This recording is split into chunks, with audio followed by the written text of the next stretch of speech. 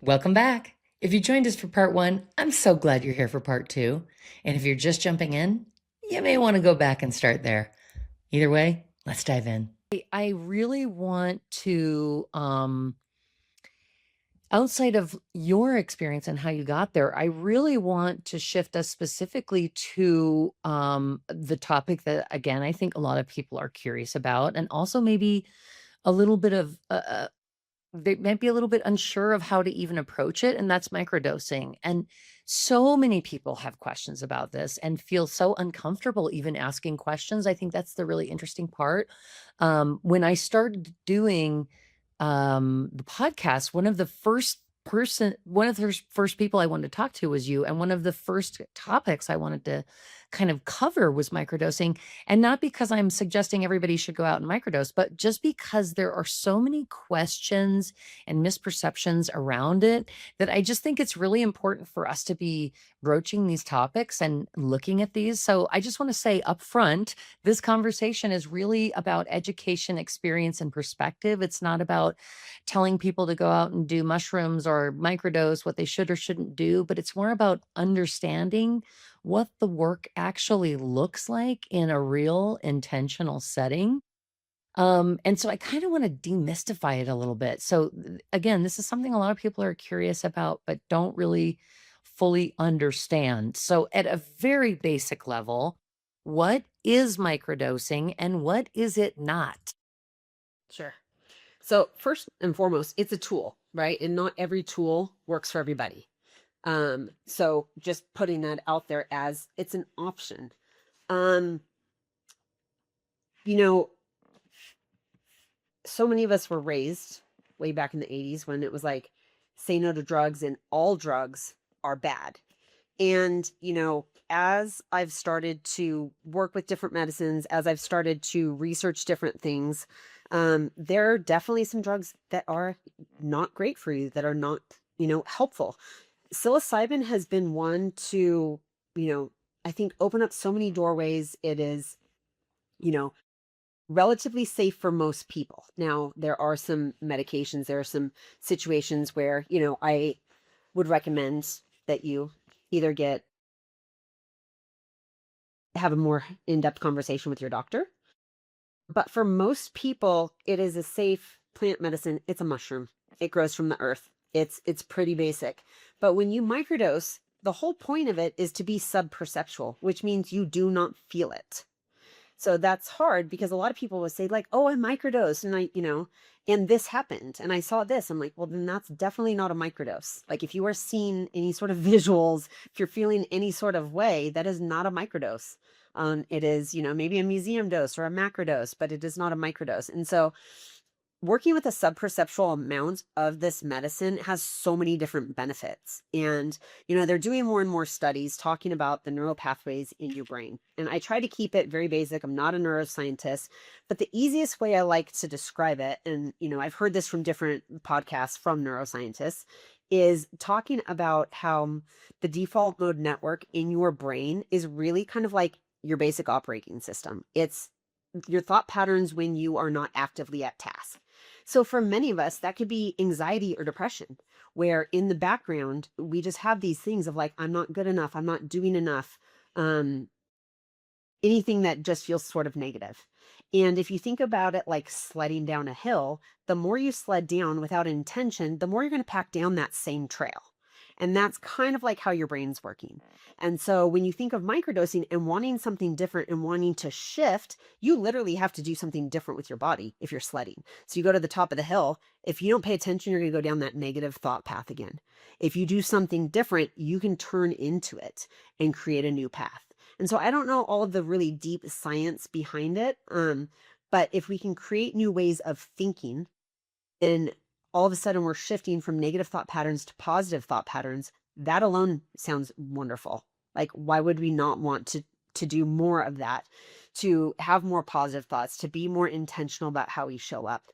And so when I started microdosing, it was after a retreat where, I had an okay experience. I didn't really have any big takeaways at all. I was frankly kind of disappointed, but I knew that this medicine was in my body. And so I just thought, integration, I need to work with it. And so If it is going to help me create new thought patterns, I better not keep thinking the same way was thinking when I showed up at the retreat. That was my big thing. And so what I did was every day after that retreat for about 3 weeks, and then after that, when I started microdosing, was I decided to walk outside and not look at my feet. Sounds simple enough, but I'm pretty clumsy and I tend to trip. And so like not looking down was kind of a challenge for me. But I committed to not having my phone, committed to not having my AirPods in and just going for a walk. I wanted sun and I wanted peace. And the intention that I was trying to create in my life was more peace and less reactivity. So somebody who's very controlling tends to react, right? I have all of the answers. I will give it to you whenever you need something. And I can just react. It wasn't a bad thing, but I was quick on my answers. And so as I would go on these walks every day, I started paying attention to colors and I started paying attention to sounds and I started paying attention to textures I could see. And what that started doing was slowing everything down for me. And then the message I was getting from my family was like, wow, you seem really calm. Wow, you're not so reactive. Wow, we actually get to speak before we have to hear what you have to say. These are all positive things that I was looking to incorporate into my life. And I did that, yes, coming off of a retreat. But after that, I used microdosing to support that intentional work that I was trying to do. And so I would take my microdose, I would not feel it, and I would set my intention and I would go about my day. And before you know it, things started changing for me. Things started shifting and I started showing up much differently in life. Well, and I think people would be really surprised to know how many people do microdose. I mean, I think there's a Mm, lot of people that are using microdosing yeah. intentionally in their Yes. everyday or multiple days a week, and it's helping them be more productive. It's helping them be more intentional. It's helping them zone in and slow down. And I think that that whatever misconceptions we have about, oh well, I've got to be functional, and somehow they think that, like, you're going on some wild trip or something. It's not that at all. And so I think the surprise, I think, for most people would be that, like, there are many people that are using it in their day to day. And as a society, we're so quick to take prescription medication, and it's like we wouldn't think one thing about it if we took a prescription med every day. That would be like, "Oh, yeah, sure, I take that medicine every day." So the shift of perception of, okay, this is not you're not eating, 10 pounds of mushrooms and going on some wild ride. It's a Right. micro key word Yes. here. It's a micro dose that helps you be more in the moment, like, helps Mm. you Well, it's be intention more is what intentional. it comes back to intention every time. And when people are interested in microdosing, I let them know this is not a pharmaceutical. I am not, I'm not a doctor when we talk about this. Um, but this is not a pharmaceutical. It's not a take it and forget it. It's actually a take it and work with it. And so, many will argue that mushroom psilocybin has a consciousness of its own. And so when you take this medicine, you have to decide what are you wanting from it? What do you want to create? And so if you treat it as a co-creation, you got to come with your 50%.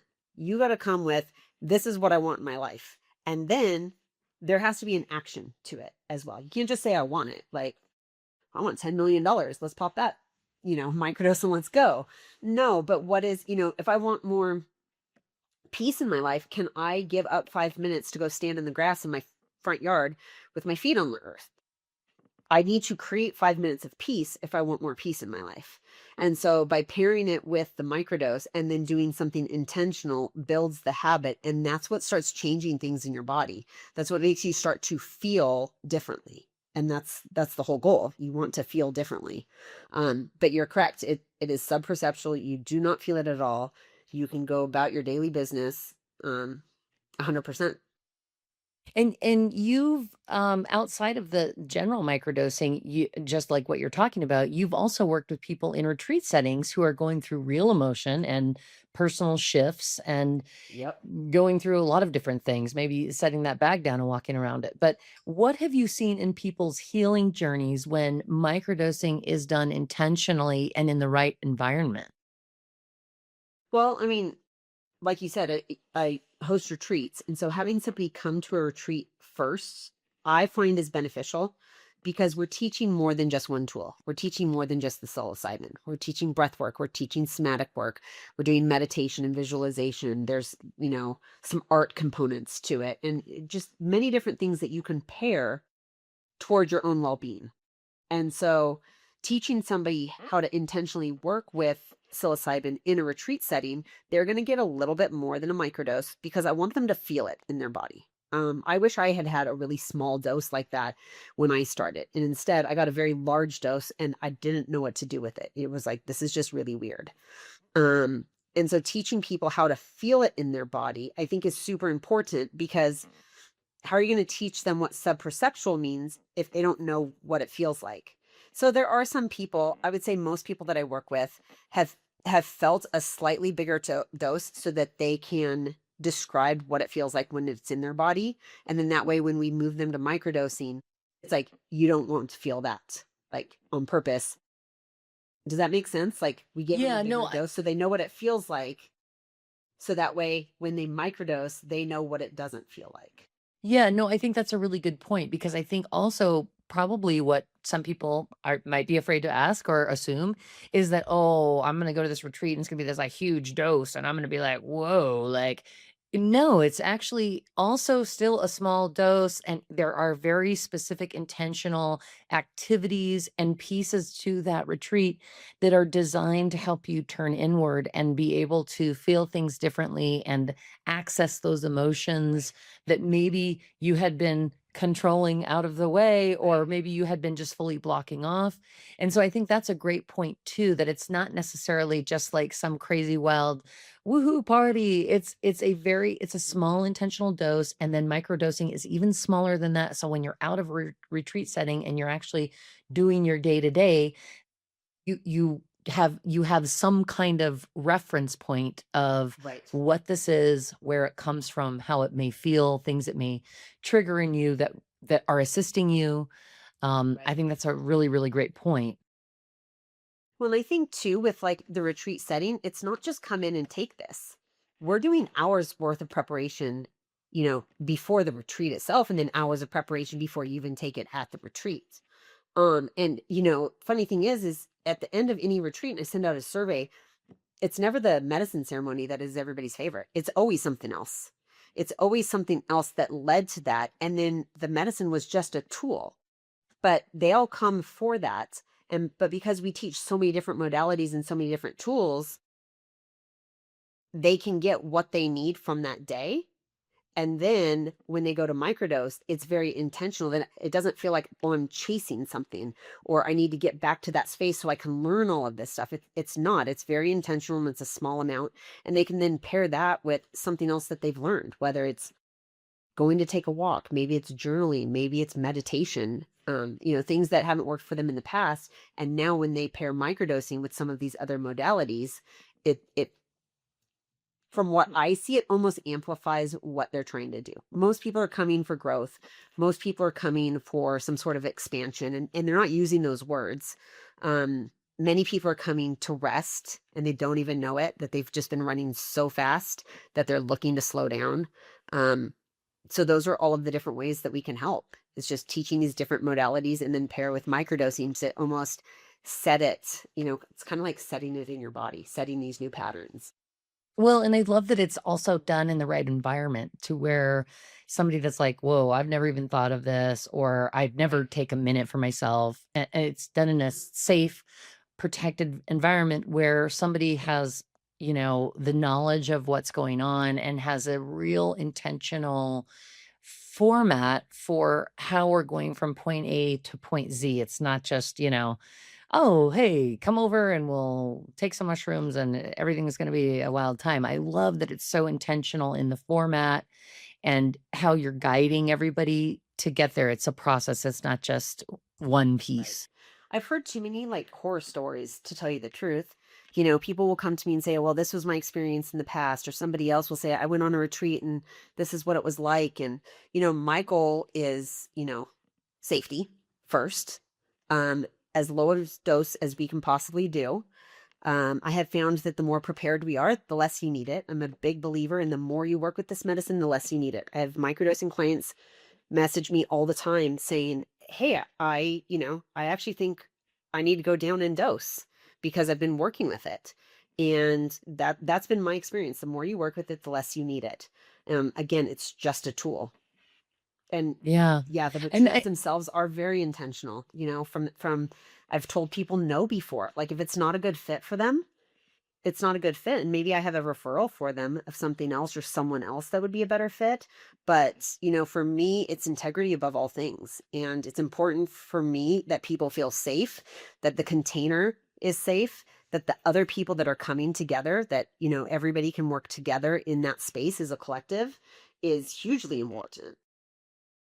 well, speaking of safety, there's a lot of misunderstanding and honestly fear around this topic Mhm. in general.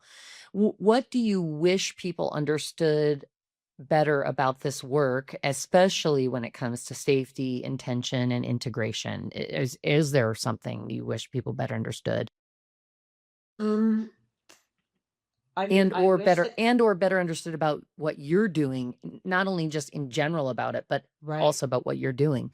It has to be a good fit for all, right? So if somebody's looking to go on a retreat, if somebody's looking to microdose, if they're looking for a microdosing coach, that sort of thing, interview your people, interview who you're working with, ask questions, and whatever your gut says is the right answer. So I think, this is all brand new in Colorado, right? This is, I think we're only the second state to have legalized it. They're still working on all of the different recommendations, restrictions, those sorts of things. And so have discernment, be careful. And some people are in it because they're just like, yay, plant medicine, let's go, we'll just dose everybody high, or let's have an experience. It's really not about having the experience. It's more about showing up for yourself authentically. And what is it that you want to get out of this? And you can always go back in. So there's no reason to go crazy.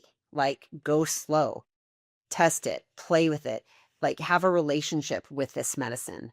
Um, because going in and trying to have this big experience like I did, it just simply doesn't work. I mean, the medicine pretty much gave me the finger and was like, we're not doing this your way. We're just not. And so I had to learn that lesson. That wasn't the first time I tried it either that way. I tried it 3 times where I thought, let's just go big or go home. And every time the message was very clear: you need to slow down. We're not going this way. And when I slowed down and started listening to the medicine and working with it in a very respectful manner, is when I started getting the lessons and the insights that I needed to continue on my own growth journey.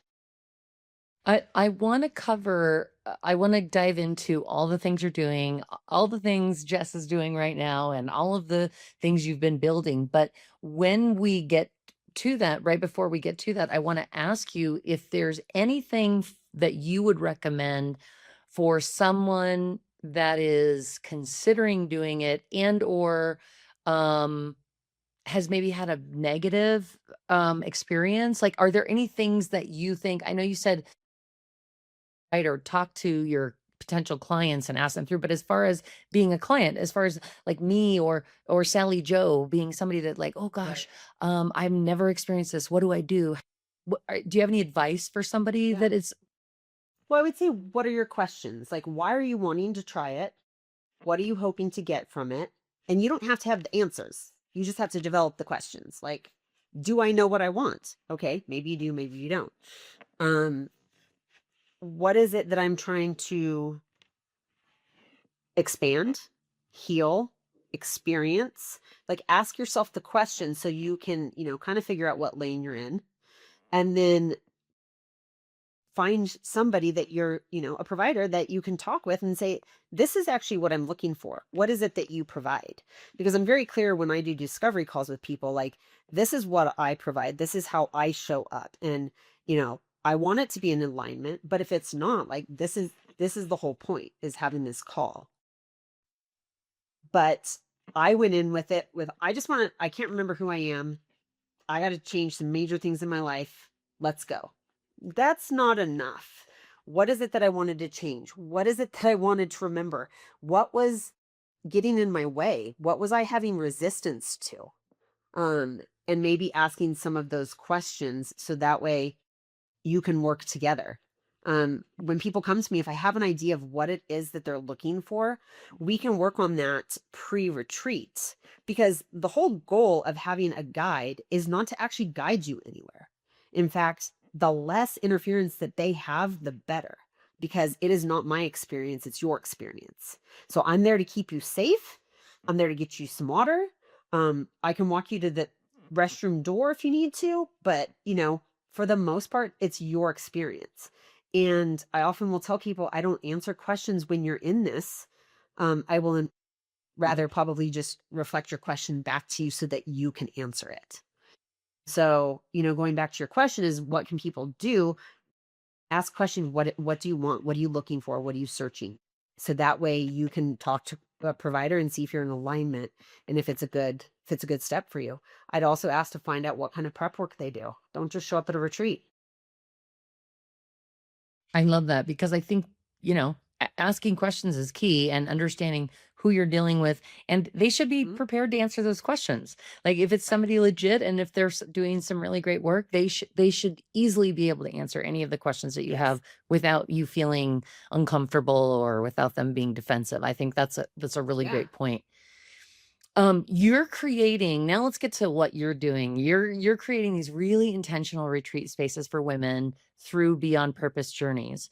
And you're really focused on that right now and a lot of other things as well. So please, and again, we will put all of Jess's information in the show notes and everybody will have access to her how to get in touch with her. But please tell us how do listeners get in touch with you? How do they learn more about your retreats? How do they learn how to work with you and call you with all these fabulous questions? Yes, yes.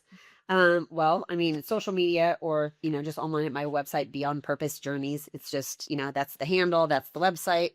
You can email me at jess at beyondpurposejourneys.com. Um, but yeah, Are you we're on getting this Instagram? What Instagram, social are you on? Facebook, website, email, Awesome. soon to be LinkedIn. Yay. And Yay. and tell us about the journeys. I mean, I know we've touched on them briefly, but give us an idea of what that looks like a Sure. little bit at a high level so that people can understand kind of what this looks like. Exactly. So Beyond Purpose Journeys was actually the name really reflects what I would like to do in the world is having people figure out what they want to be. What do you want to be? Do you want to be kind? Do you want to be intentional? Do you want to be a badass? Like insert any word you want. What do you want to be? But then I want you to be that on purpose. Choose it for yourself, claim it for yourself.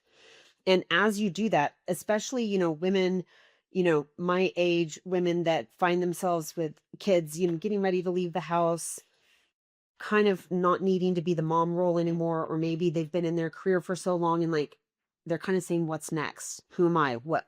I kind of forgot about myself for a while. What do you want to be? Let's figure that out. You come with that and then let's create it for you. And so being able to create that and actually you bring that that idea forward and you create it in retreat space. And so I have multiple retreat options. I do microdosing and then I also do some somatic work as well. I'm a certified somatic practitioner.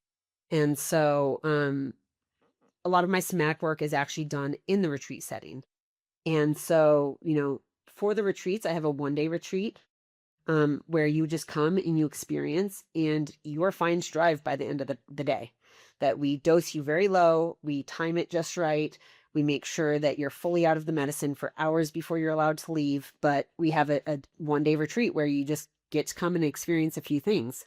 And then I have other retreats where it's like either you spend the night for 1 night, 2 nights, 3 nights, and each one just kind of expands on the previous retreat. Doesn't mean that you have to go to all of them in order, but it just depends how much time you want to spend in that space, how much time you have. Some people only have the day to dedicate to self-care, and some are like, I'm taking the whole 4 days, 3 nights, and I'm doing the deep dive, and I'm going to sit in this space with other women who are similar, and we're going to explore, and we're going to create, and we're going to claim what it is that we want, so that when we go back out into the world, back into our regular life, that we have a better idea of what we're looking to shift.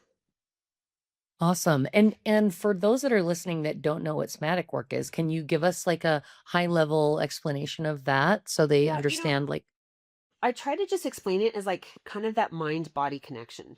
And, for so long people would ask me, and I said this earlier, how do you feel?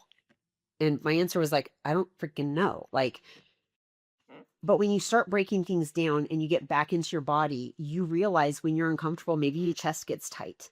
Maybe your throat feels like it closes up a little bit. Maybe your hips ache a little bit. And your body gives signals as to the emotions that are happening in your body. And so when we can tap into the emotion and realize how it's manifesting physically, what do we do with that? The last thing we want to do is just sit with a bunch of emotion in our hips. Like for me, that makes for very tight hips and it's uncomfortable. But can I move that energy? Can I move that emotion through? And better yet, can I release it? And so one of the somatic practices that I do is a somatic hip release. And it's not painful whatsoever. It's a lot of laying on your back in a position, and eventually your legs just start shaking. Well, what we're doing is moving energy through your body. Sometimes it's trauma that we're moving through. And the good thing about it is you don't have to relive it to release it. And so it's a very healing and very cathartic, I guess, way of releasing things that you just don't need anymore. Things that have held you back, things, emotion that you didn't even know was there until you start shaking it out, and your legs are shaking, and all of a sudden you have some tears falling.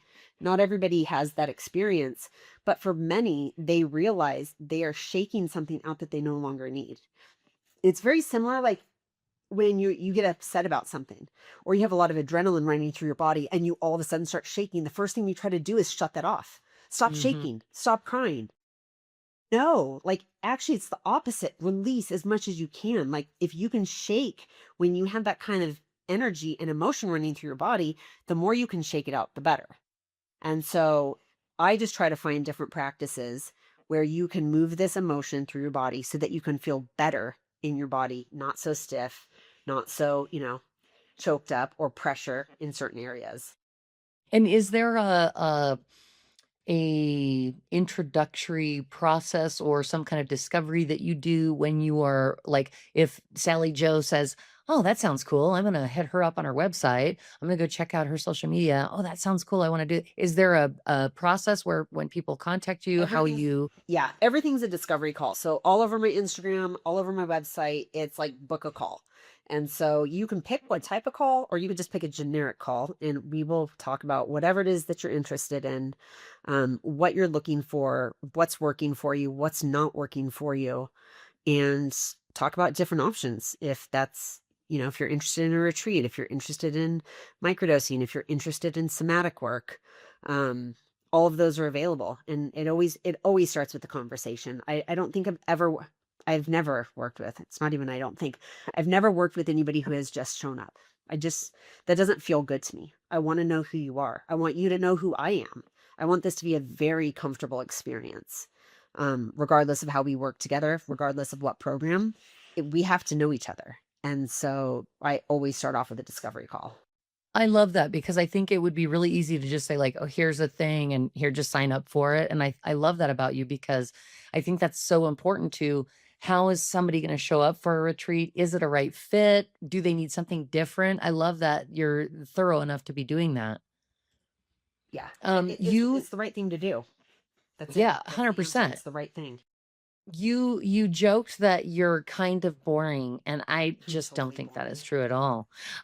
But what's something about you that people might be Oh, surprised to hear or learn I don't know. You know what? I or don't know nothing? if yeah, I don't know if people are actually ever really surprised.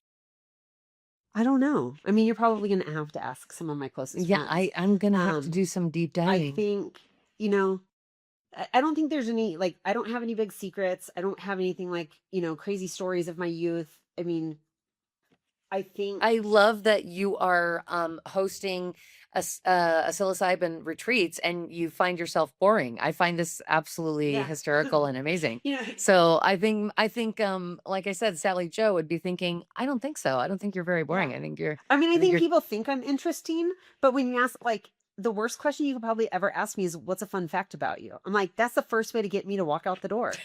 Like, it's just not, I got nothing about That's nothing. hilarious. So yes, I agree with you. I think when people meet me, they find, what I do fascinating. When I share, hey, I usually say I host women's retreats, and people kind of just shake their head. And I said, and I use, I work with psilocybin at these retreats, and all of a sudden, people perk up, and there's a little, so yes, I know that that's interesting and fascinating, but as a regular question, I'm just a boring old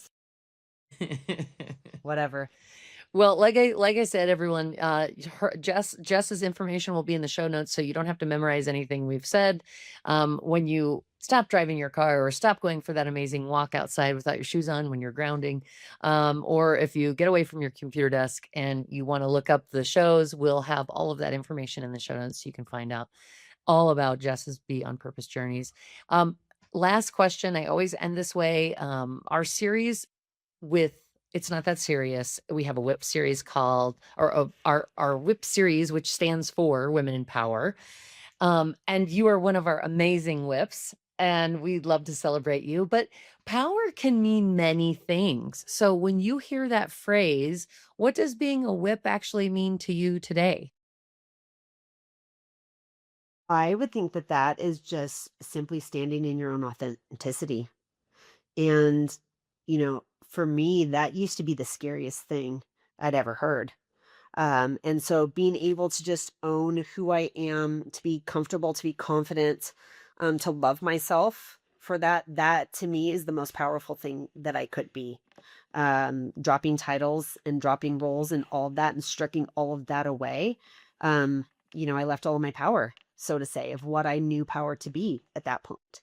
And this whole, last few years of self-discovery has been nothing short of powerful as I've learned more and more about myself. I love that. I love standing in your own authenticity. And I think it is such a good reminder for so many women that there's not a specific meaning to power. Power can mean so many Right. different things to so many different people, but it is so powerful when you are in your own authentic self and you're able to share that with the world. And we're so happy that you're sharing your authentic self with us here today and in the whip series on it's not that serious.com. Please go check out our Women in Power series, check out Jess's story.